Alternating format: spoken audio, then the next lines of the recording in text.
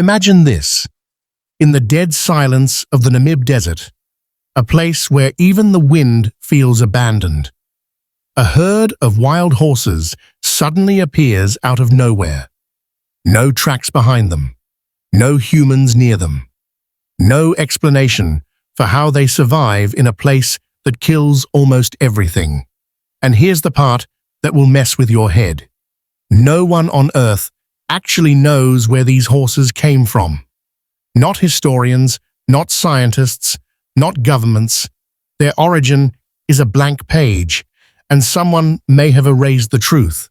Some say they're the forgotten war horses of World War I, abandoned in chaos and swallowed by the dunes. Others swear they came from a shipwreck, a ghost vessel shattered on the skeleton coast, releasing terrified horses into the desert night. But here's where everything breaks. The records don't match. Military logs vanish.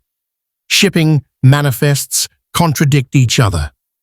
DNA tests reveal a bloodline that shouldn't exist. And local legends describe these horses before any settlers ever saw them. It's as if the desert didn't just hide their story, it rewrote it.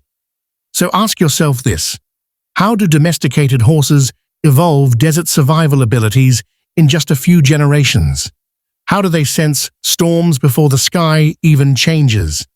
How do they endure heat that kills livestock in hours? Scientists can't explain it. Historians can't trace it. And the last surviving herd is shrinking fast, meaning the truth might die with them. But before they disappear, there's one final theory.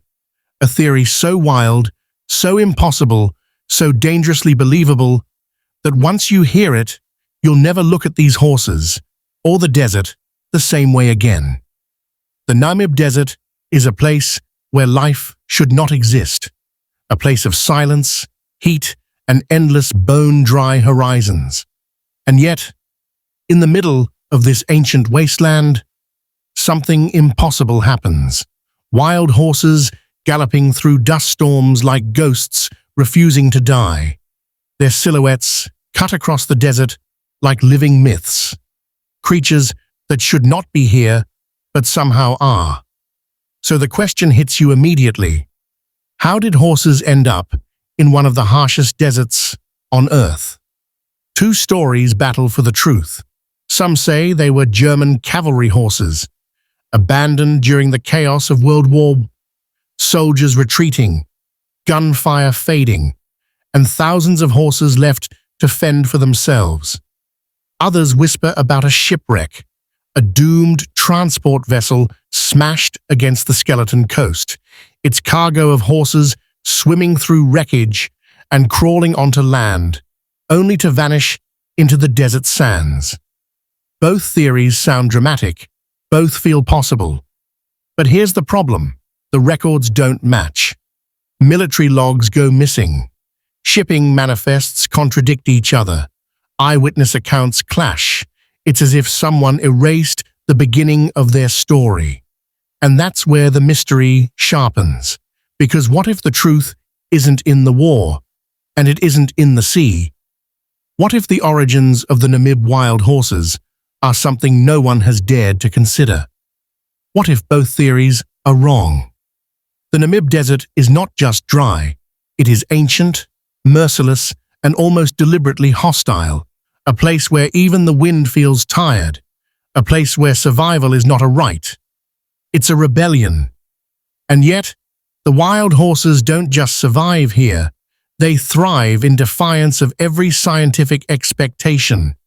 Their hooves carve paths through landscapes where even insects struggle. Their bodies shimmer with heat, ribs visible, muscles taut, but their eyes burn with something fierce, something unexplainable. It's as if the desert forged them, hammered them, and then dared them to keep living. Scientists call them an anomaly. Locals call them a miracle. But everyone agrees on one thing. These horses should not be alive. They drink from waterholes that vanish overnight. They endure temperatures that would kill livestock within hours. They navigate dunes like creatures born from sand, not flesh. So the question grows darker, heavier. If they truly came from war horses or shipwreck survivors, how did they adapt so fast? How did domesticated animals transform into desert warriors in just a few generations? Something doesn't add up. Something in their story refuses to fit neatly into history or biology. And that's when a new theory emerges, whispered by researchers, dismissed by officials, but impossible to ignore. What if the desert didn't just test them? What if the desert changed them? Before the mystery, before the legends, there was a war. World War I didn't just scar Europe, it bled into Africa, carving chaos across the deserts of Namibia. German colonial forces marched through the heat with thousands of horses at their side. War horses, cavalry mounts, supply animals, living engines of an empire. But when the fighting collapsed, something strange happened. As German troops retreated, their horses didn't all return. Some were abandoned in the rush, some were released intentionally, and some simply vanished into the dunes. Military reports from the era should explain everything, but they don't. Pages are missing, dates don't align. Entire shipments of horses appear in one log and disappear in the next. Historians call it administrative chaos, but it feels like something more, a silence too deliberate to ignore. Imagine it, a battlefield dissolving into dust, gunfire fading, soldiers fleeing, and behind them, hundreds of horses breaking free, galloping into a desert no one believed they could survive. It's a powerful image, but it still doesn't answer the biggest question. If these were truly war horses, why do their bloodlines show breeds that Germany never imported? Why do some traits appear that no cavalry horse of that era possessed? The war theory explains part of the story, but not the whole story. Because buried beneath the chaos of World War I is a deeper truth, one that historians avoid and officials refuse to discuss. What if the horses that vanished into the desert weren't the only ones? The Skeleton Coast is where the ocean goes to die. A place of ship bones, fog, and silence so heavy it feels alive. Sailors called it the land god made in anger. Locals call it something simpler, a graveyard. And somewhere along this cursed shoreline, the story of the Namib wild horses takes a darker turn. Because long before World War I, transport ships carrying horses sailed these waters, vessels loaded with cavalry mounts, breeding stock, and racing animals bound for colonial settlements. But the Skeleton Coast is unforgiving. Storms rise without warning, currents twist like traps, and many ships never reached their destination. One legend speaks of a massive transport vessel smashed against the rocks during a violent storm. Crates shattered, ramps broke, and dozens of terrified horses plunged into the churning sea. Some drowned instantly, but others, strong, desperate, wild at heart, fought their way through the surf, dragging themselves onto the sand. Exhausted, bleeding, alive. Early settlers claimed they saw hoofprints leading away from the wreck, straight toward the desert. But here's the problem. No one has ever found the wreck. No official record confirms the ship's name. And every attempt to trace the story ends in contradictions, missing logs, or silence. It's as if the ocean swallowed the evidence and the truth whole. So the question becomes impossible to ignore. Did a ghost ship really unleash the first wild horses into the Namib? Or is this legend hiding something even stranger?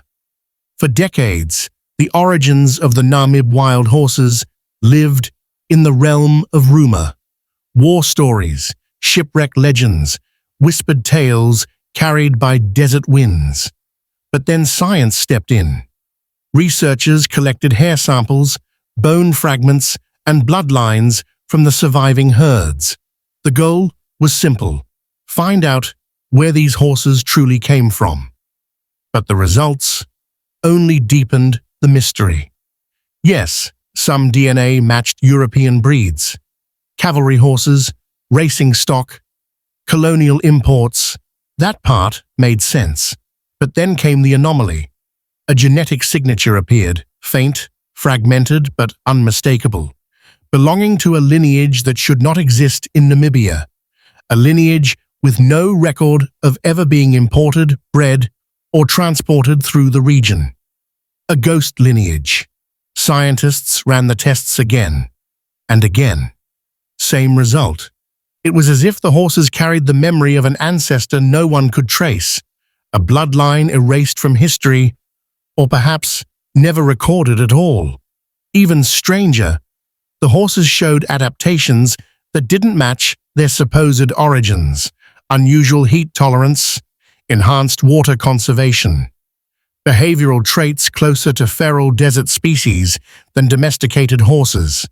The data forced researchers to ask a question they weren't prepared for. How did a supposedly modern, imported horse develop traits that take thousands of years to evolve? Something in their DNA didn't just survive the desert, it belonged to the desert. And that leads to the most unsettling possibility yet.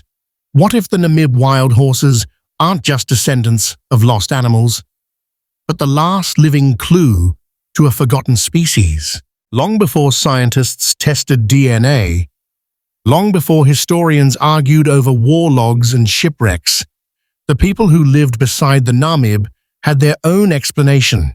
They didn't call them wild horses. They called them spirits of the sand. To the indigenous communities, the horses weren't animals, they were omens. Silent silhouettes appearing at dusk, vanishing at dawn. Hooves that left tracks in places no living creature should reach.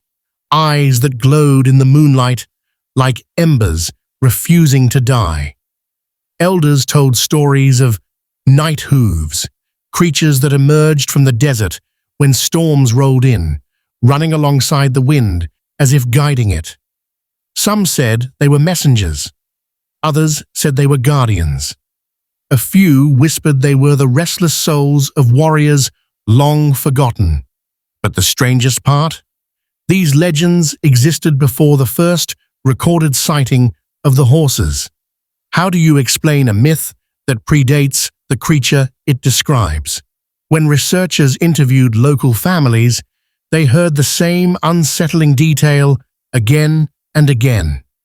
The horses did not arrive. They appeared. No one saw the first herd enter the desert. No one witnessed their beginning. They were simply there, as if the desert breathed them into existence. Folklore isn't evidence, but it is a mirror, reflecting truths that history sometimes hides. And when myth and science collide this perfectly, one question becomes impossible to ignore. What if the legends weren't exaggerations, but memories of something the world forgot? Every mystery has a shadow, and in the story of the Namib wild horses, that shadow falls across the archives. When researchers tried to trace the horses' origins through official records, they expected confusion, wars, shipwrecks, colonial chaos. But what they found was something far stranger. Silence. Not natural silence. Manufactured silence. Entire folders missing from colonial archives. Shipping logs with pages torn out. Military reports that reference horses, but never specify where they came from. Letters between officers, abruptly ending mid-sentence, as if someone removed the rest. Historians call it administrative loss, but the pattern is too precise, too consistent, too clean. It's as if someone wanted the horse's origins to remain a question mark. Why? Some believe the colonial government feared admitting negligence, losing valuable horses during wartime or transport. Others think the truth might reveal illegal breeding programs, smuggling routes, or political embarrassments buried beneath the sand. But there's a darker theory. A few researchers claim that early settlers reported seeing horses in the desert before any official import records existed. If that were true, it would rewrite everything and undermine the colonial narrative. So maybe the missing documents weren't lost. Maybe they were removed. Because if the horses didn't come from war, and they didn't come from a shipwreck, then their existence becomes a threat to the official story. And that leads to the most dangerous question yet. What truth was so inconvenient that someone tried to erase it? The Namib Desert is not a home. It is a test, one that almost nothing passes. And yet the wild horses don't just endure it, they master it. Scientists expected to find starving, dehydrated animals barely clinging to life. Instead, they found something else entirely. Creatures adapted in ways no one can fully explain. These horses can go days with almost no water. Their bodies conserve moisture with an efficiency closer to desert antelopes than domesticated horses. Their heart rates drop during heat waves as if shifting into a survival mode no one has ever documented in equines. Even stranger, they can sense distant storms, changing direction hours before clouds appear on the horizon. It's a behavior seen in ancient desert species, not in modern horses. Researchers tried to explain it with evolution, but evolution takes thousands of years. The Namib horses have been here for barely a century. So how did they adapt so fast? How did animals bred for European climates transform into desert survivors with near supernatural instincts? Some scientists quietly admit the truth. We don't fully understand it. Their physiology doesn't match their supposed origins. Their behavior doesn't match their known ancestors. Their survival doesn't match the rules of biology. It's as if the desert didn't just challenge them, it reshaped them. And that leads to a chilling possibility, one researchers hesitate to say aloud. Maybe the horses didn't adapt to the desert. Maybe the desert adapted to them. For a century, the Namib wild horses have defied every rule of nature. They survived wars, storms, droughts, and a desert that should have erased them long ago. But now, their greatest threat isn't history, it's the present. The herds are shrinking. Year after year, the rains come later. The waterholes dry faster. Predators grow bolder. And the desert, once their unlikely ally, is turning against them. Some seasons, foals don't survive long enough to stand. Some years, entire bands vanish without a trace. Scientists watch the numbers fall, helpless, knowing that once a wild population drops too low, recovery becomes a miracle. But the danger isn't just natural. There are political debates over whether the horses should even be protected. Some argue they're not native. Others claim they're a historical artifact. A few insist the desert should reclaim them. But here's the truth no one wants to say aloud. If the Namib wild horses disappear, the mystery disappears with them. Their DNA, their adaptations, their origins, every unanswered question buried beneath the sand forever. The last living link to a story no one has fully uncovered, gone. Imagine the desert without them. No silhouettes against the dunes, no thunder of hooves at dawn. Just silence, the kind that feels like a secret being buried. And that's why their survival matters, not just for biology, not just for history, but because these horses are the final witnesses to a truth the world still hasn't heard. And time is running out. After a century of questions, theories, legends, and scientific dead ends, One truth rises from the desert like heat off the dunes. Maybe the Namib wild horses were never meant to have a simple origin.